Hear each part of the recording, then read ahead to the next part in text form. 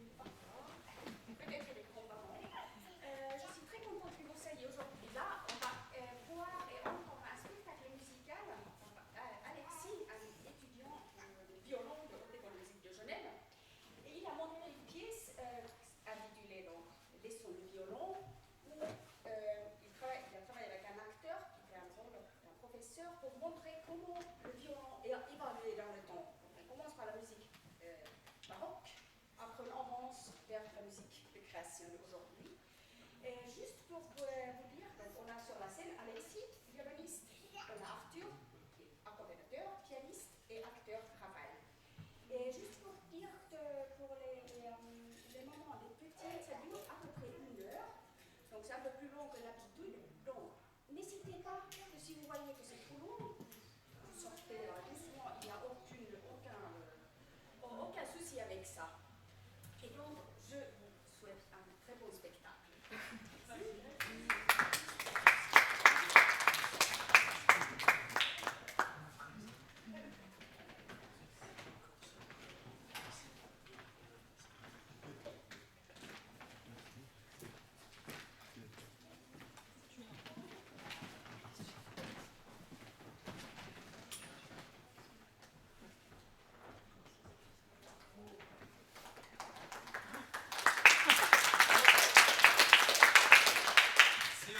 Silence.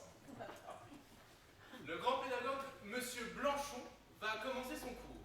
Vous êtes prié d'observer le silence, mais vous pouvez cependant vous répartir dans toute la pièce afin d'observer au mieux ses instructions.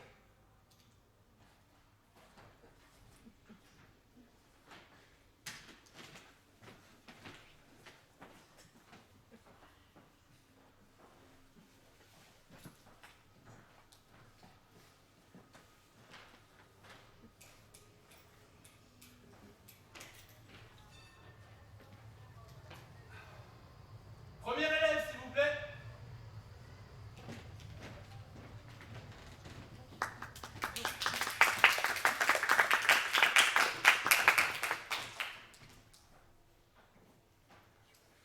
Bonjour. Bonjour, maître Blanchon. Bien le bonjour. Nous allons voir aujourd'hui qu'il est primordial de connaître le style des pièces que l'on joue. Nous nous intéresserons principalement à la question du vibrato. Je vous invite à embarquer avec nous dans un voyage temporel au carrefour des différentes époques qui ont marqué l'histoire du violon. Dans l'immédiat, je ne serai donc pas maître Blanchon, je serai Todd. Je suis compositeur et violoniste. Je suis professeur de musique. Je suis né à Augsbourg en 1719. Aya Nakamura. Je suis l'auteur du traité en vue d'une méthode fondamentale pour le violon. Je suis le père d'un certain Wolfgang. Léopold Mozart. Très bien.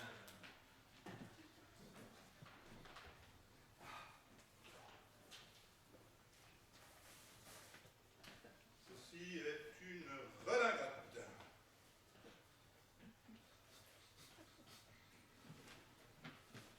Ceci est un clavecin. Si, si.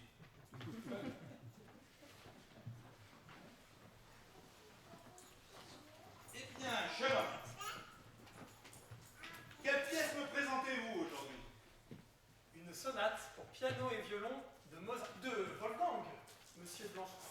Monsieur Mozart. Wolfgang, toujours Wolfgang, il n'y en a que pour lui. Très bien. Mais commençons par quelques préludiats. Prenons la méthode de Corrette. Corvette. Mais non, ça c'est une voiture Corrette. Cornette. Non, ça ce sont des pattes. Corrette. Corvette. Non, ça c'est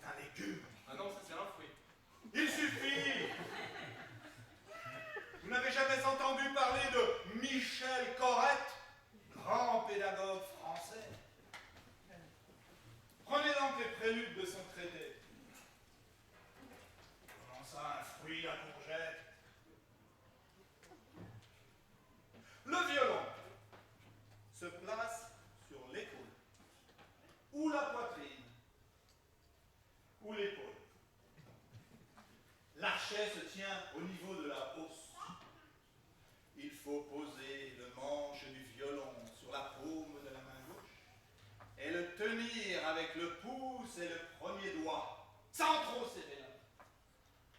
Arrondir les premiers, deuxième et troisième doigts et tenir le petit plus allongé.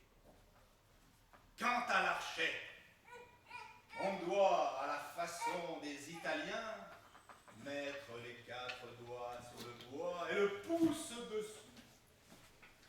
Il faut placer les 4 doigts de façon que le bout du petit doigt se trouve vis-à-vis du haut de la hausse et le premier doigt appuyé sur l'archet au niveau de sa deuxième jointure, le pouce faisant face au doigt du milieu.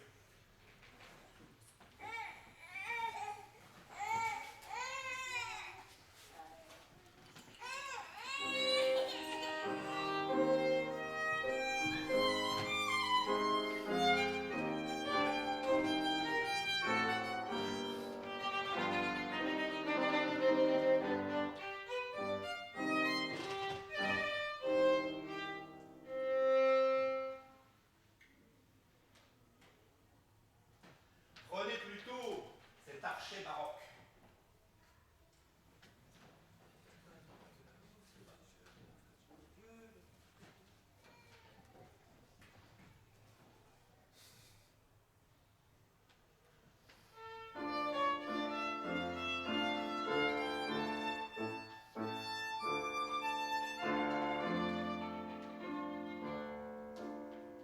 Il ira mieux si vous le temps.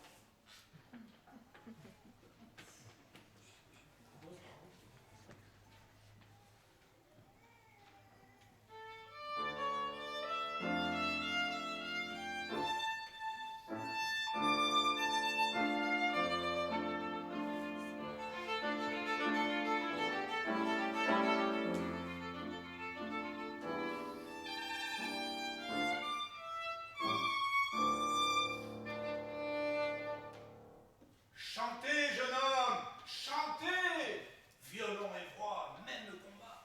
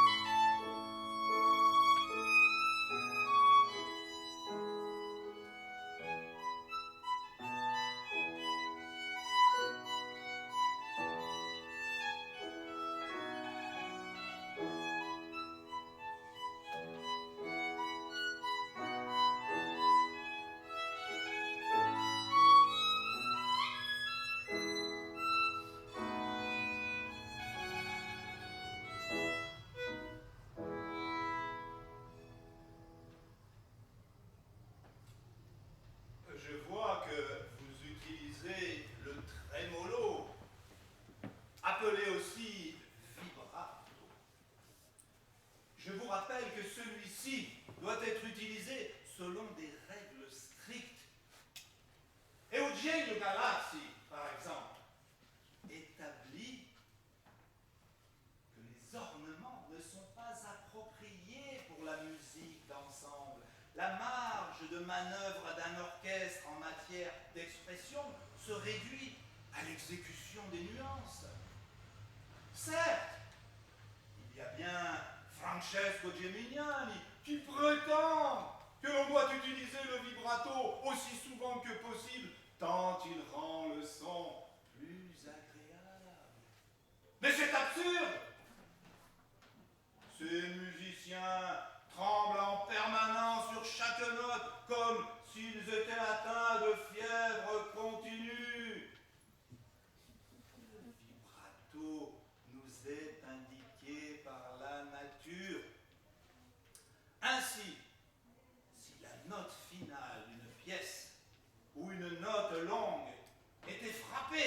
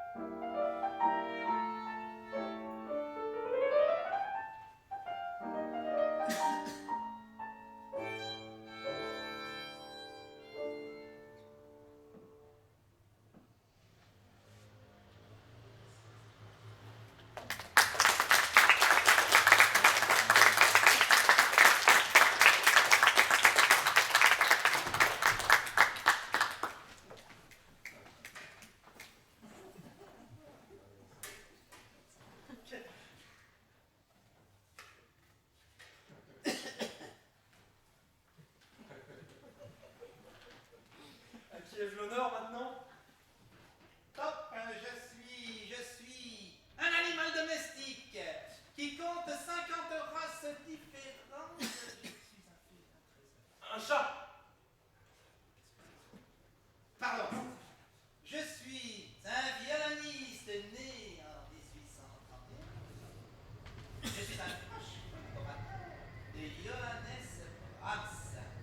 Celui-ci m'a dédié son concerto pour violon. Joseph Joachim. Très bien, jeune homme. Tu peux me jouer la sonate de Brahms, s'il te plaît?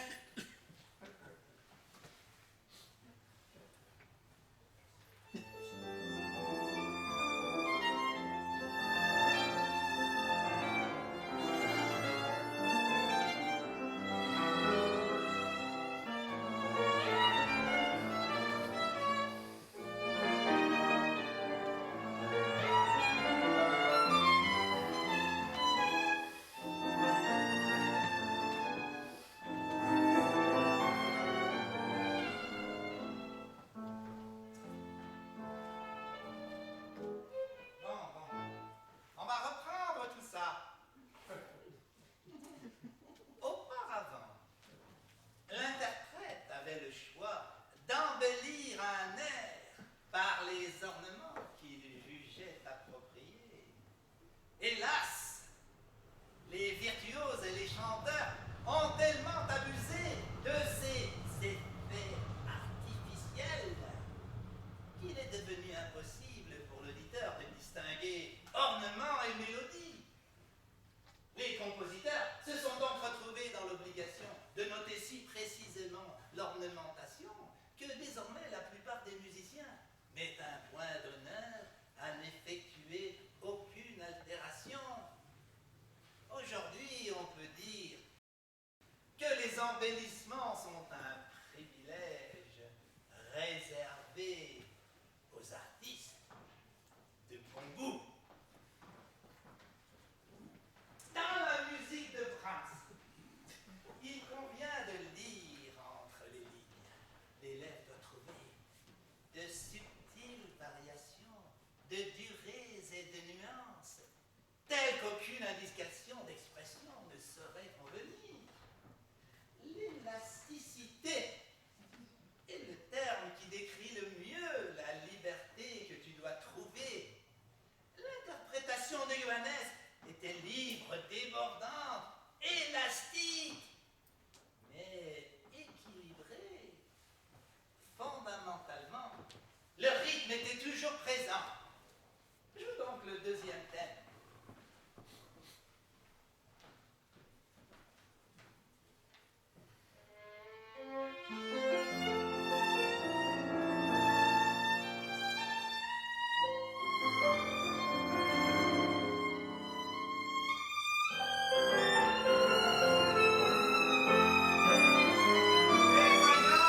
Mais voyons, nous ne sommes pas ici des partisans de Wagner. Ceci change radicalement le tempo, selon le caractère qu'il pense approprié. Or, cela nuit grandement à l'unité de l'œuvre. Nous allons maintenant parler du vibrato. Tout comme le portamento ou le rubato, le vibrato doit seulement être utilisé lors d'un mode de jeu passionné, sur des notes marquées par un sforzando ou un accent. Les longues notes soutenues peuvent de la même façon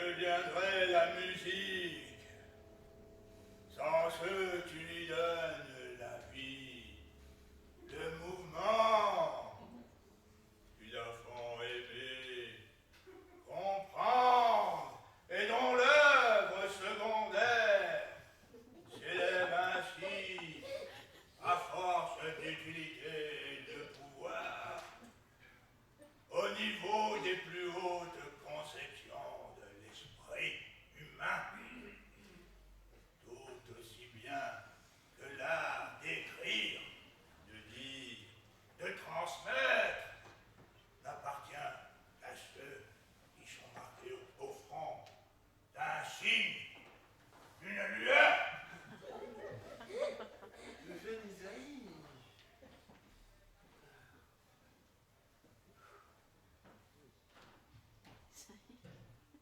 Le jeune Isaïe est né en 1858 en Belgique.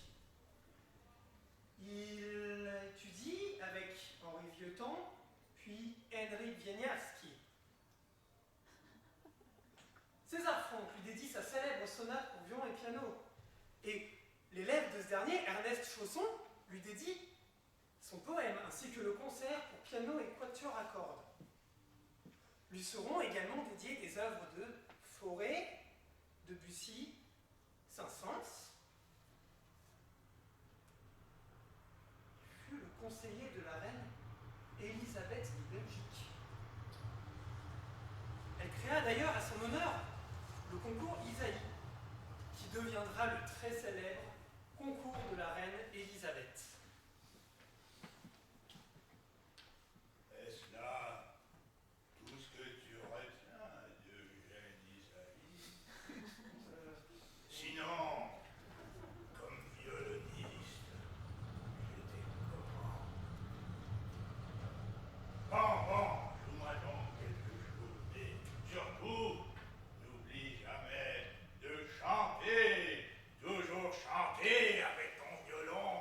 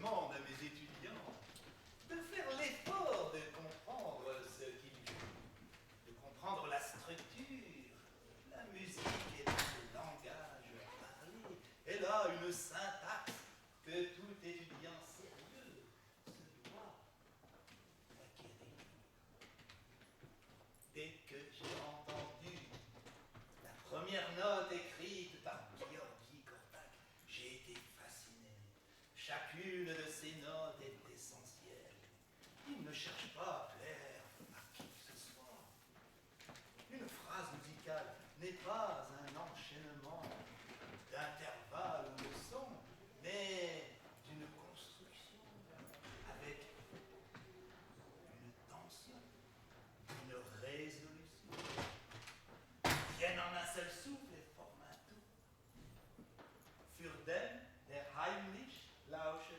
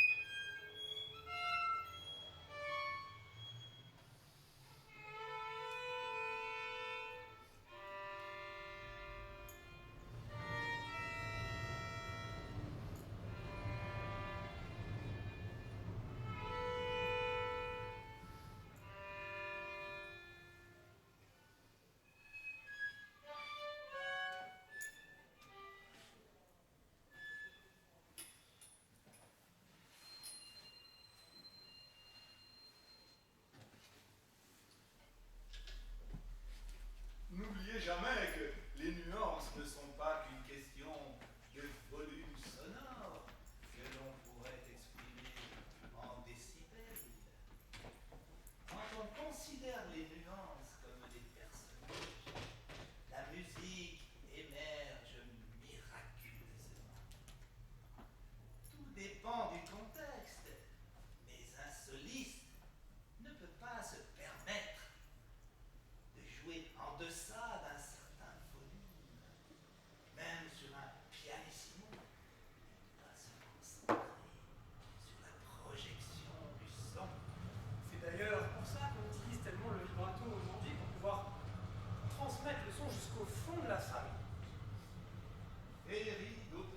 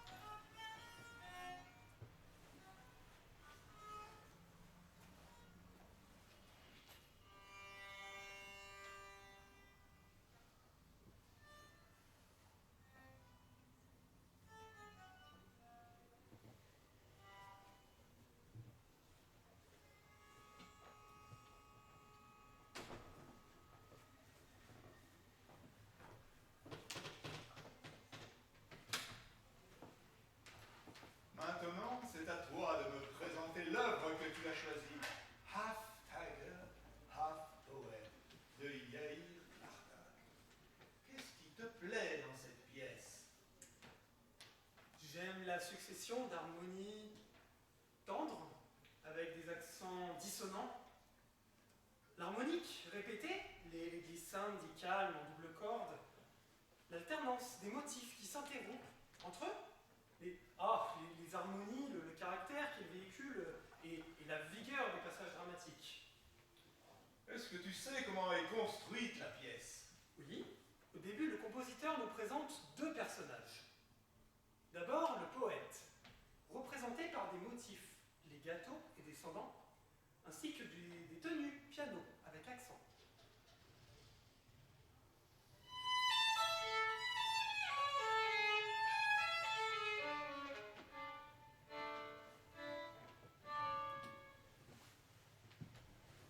Voici ses caractéristiques. Le roulis descendant des croches, le mezzo forte constant, ainsi que les septièmes majeurs.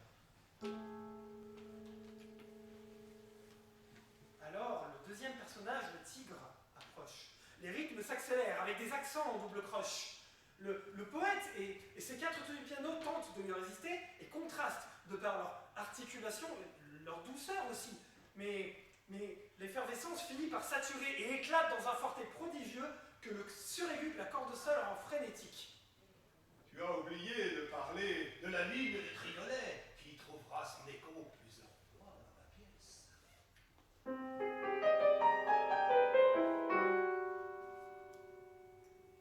Vient alors une parenthèse, tout en glissandi, qui semble se dérouler hors du temps.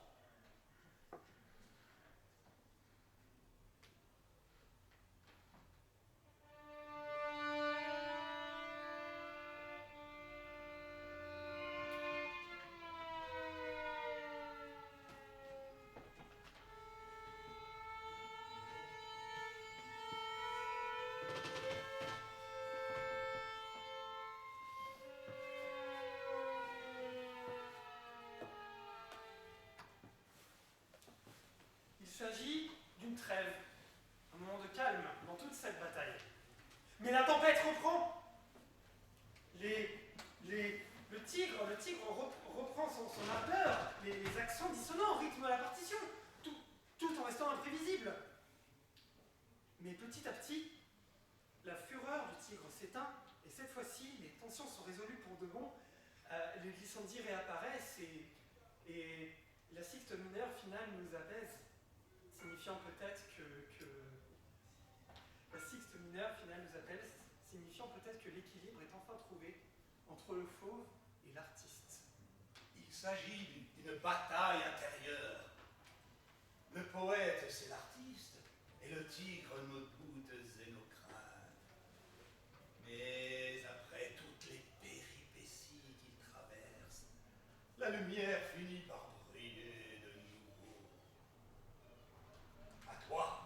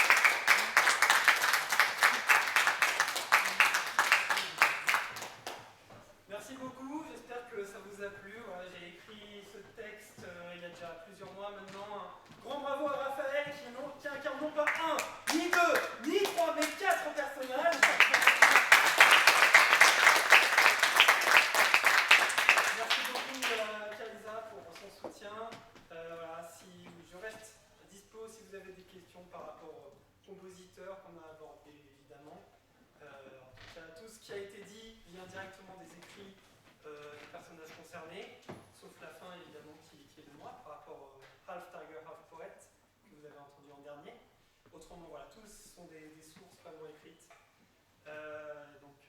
J'espère que